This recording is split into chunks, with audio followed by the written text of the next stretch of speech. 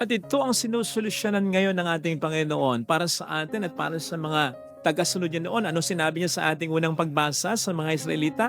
Lakasan ninyo ang loob ninyo. Maging matapang kayo. Bakit? Kasi I am with you. Kasama niyo ako.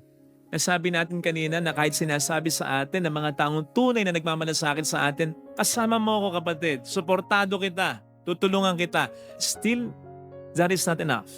Kasi they can only do much. Hanggang kailan at hanggang saan nila tayo pwedeng samahan at tulungan. Diba? May hangganan. Kaya nga kumakanta ngayon yung mga sangkot sa anomalyang mga flood control projects na yan Sapagkat yung mga matataas na tao na inaasahan nila noon, hindi nila maasahan ngayon, kaya laglaga na. And this can also be applied, sabi ko nga, sa mga taong malapit sa atin. Kahit pasabihin ng taong malapit sa atin, asamahan kita hanggang hukay, drawing lang yun. Di totoo yun. May hangganan ang pagsama nila sa atin at pagtulong. But God's presence and His power for us have no limits. Kaya nga, sa ating unang pagbasa ay ni-remind din niya ang mga Israelita, o di ba ako ang nagligtas sa inyo sa Egypt?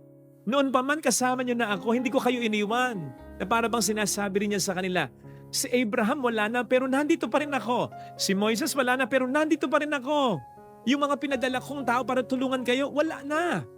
Pero nandito pa rin ako. Sapagkat hindi ako nakabatay, nakadepende sa tao sa bagay sitwasyon. Ako ang Alpha at ang Omega. At kapag kasama ninyo ako, laging yun ang better situation. Katulad sa templo, tama yung templo noon, maraming alahas, maraming ginto, maraming palamuti, grandioso.